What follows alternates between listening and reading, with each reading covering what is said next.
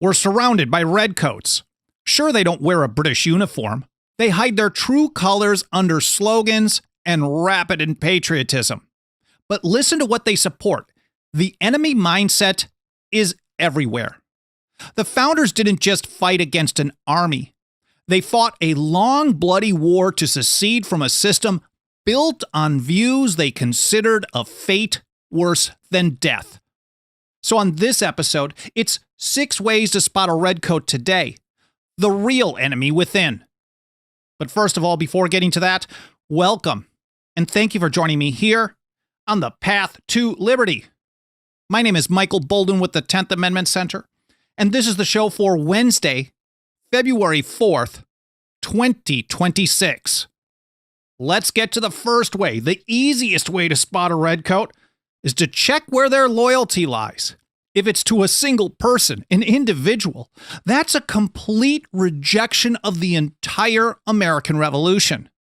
And even before that, back in 1748, Samuel Adams put it like this: "It is a very great mistake to imagine the object of loyalty is the authority and interest of one individual man, however dignified by the applause or enriched by the success of popular actions."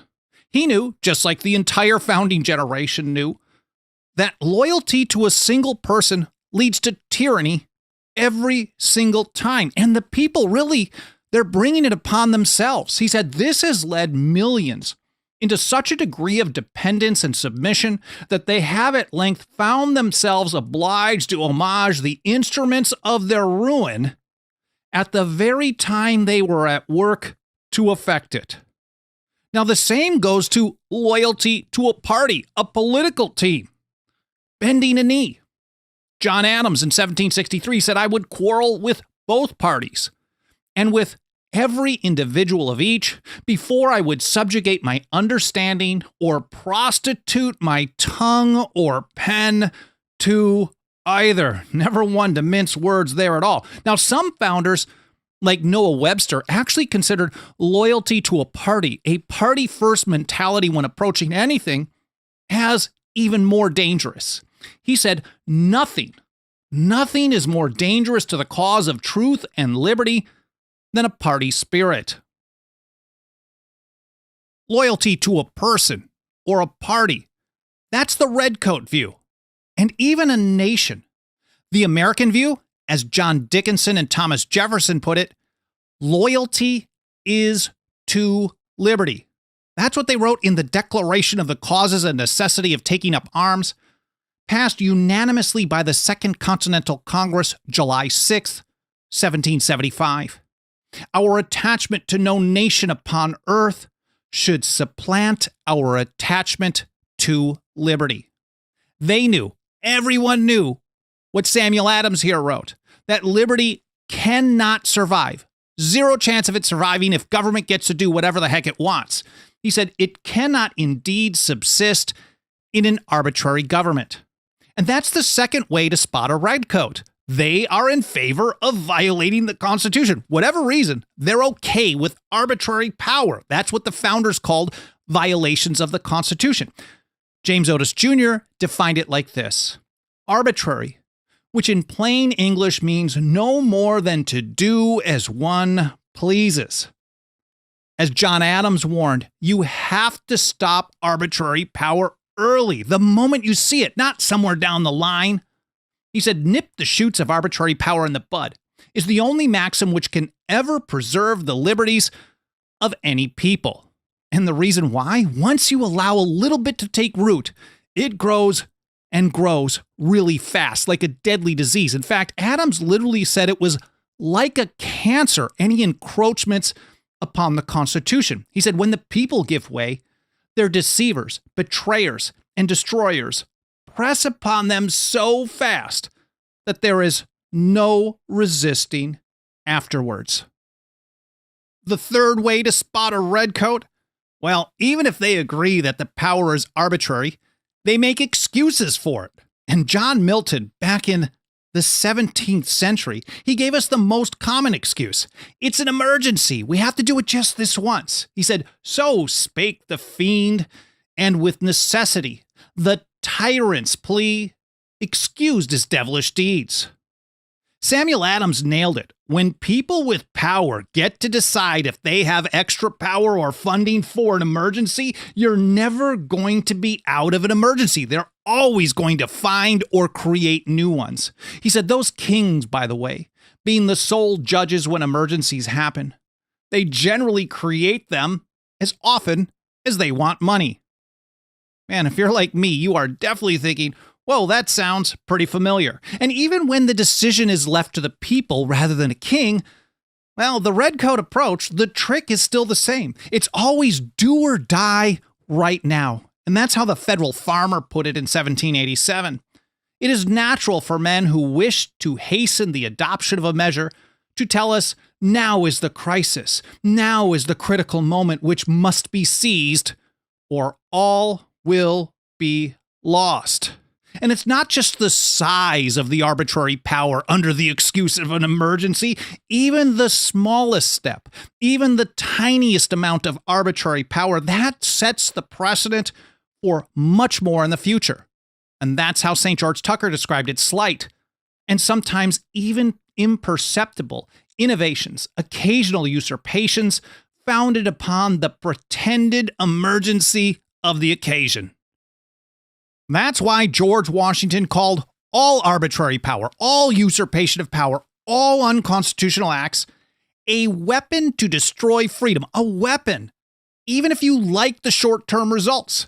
He said, let there be no change by usurpation, for though this in one instance may be the instrument of good, it is the customary weapon by which free governments are destroyed. So rather than arbitrary power, the British view, the Redcoat approach, the founders and the old revolutionaries, they insisted on strict written limits for government. That's how Samuel Adams and James Otis Jr. put it in 1768. In all free states, the Constitution is fixed.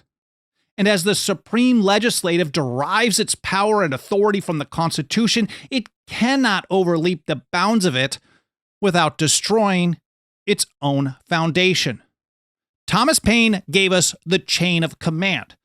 It goes like this: people first, then they create a constitution. That's the rules that they have created for government.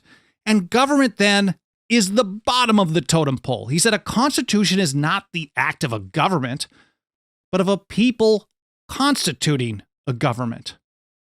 And the question, of course, then is, well, who decides if government had violated the rules given to it in its constitution? And on this, spotting a redcoat is easy peasy. They believe that government has the decision, the final say over the extent of their own powers. Government gets to determine if government violated the rules given to government in the Constitution. But as Thomas Jefferson explained in his Kentucky Resolutions of 1798, that would be putting the government at the top of the food chain, the Constitution below it, and the people at the bottom. He said the government created by this compact was not made the exclusive or final judge of the extent of the powers delegated to itself, since that would have made its discretion, and not the Constitution, the measure of its powers. More than 2 decades earlier, Jefferson applied this same principle at the height of the Revolution in 1774. He referred to an entire list of British acts as nullities and void. He said the true ground on which we declare these acts void is that the British Parliament has no right to exercise authority over us. And that brings us to the 5th way, the next way to spot a redcoat today, their favorite, standing armies. Because when they use arbitrary power, they need the muscle to enforce it.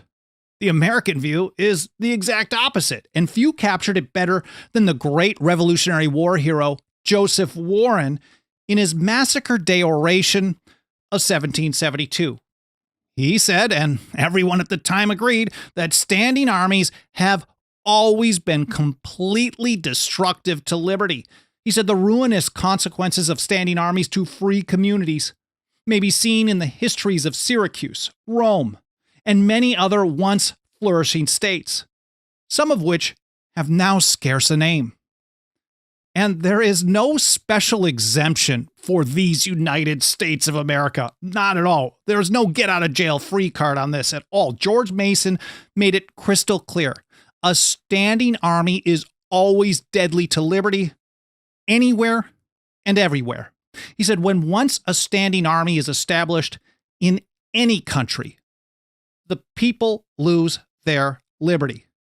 And when you understand this history, as the founders and the old revolutionaries did, from the ancient world to the streets of Boston, you understand their warning. This is why the founding generation as a whole vehemently rejected large, permanent standing armies. And as General Henry Knox, the Secretary of War under George Washington, explained, the greatest danger was actually in times of peace. He said, but whoever seriously and candidly estimates the power of discipline and the tendency of military habits will be constrained to confess that whatever may be the efficacy of a standing army in war, it cannot in peace be considered as friendly to the rights of human nature.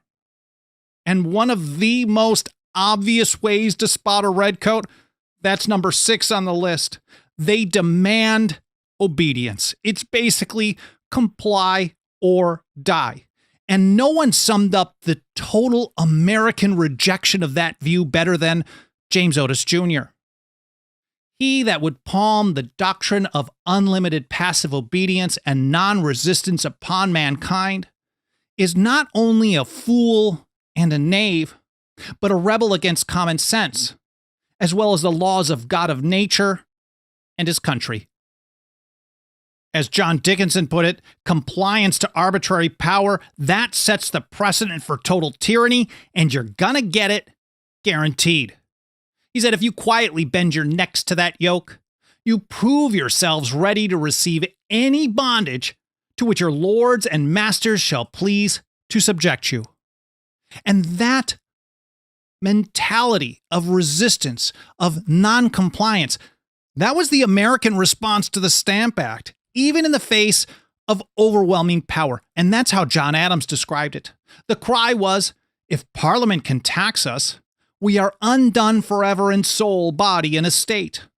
They can give us what religion and government they please, and do what they will with our property, persons, and consciences. Resistance, he said, to the last extremity, at whatever risk, must be made. These are the 6 easiest ways to spot a redcoat, and they are literally everywhere. First of all, loyalty to a person or a party rather than liberty. 2, they support arbitrary power, unconstitutional acts. 3, they cry, well, it's an emergency, so we got to do it. 4, they claim the government gets to decide if government violated the Constitution.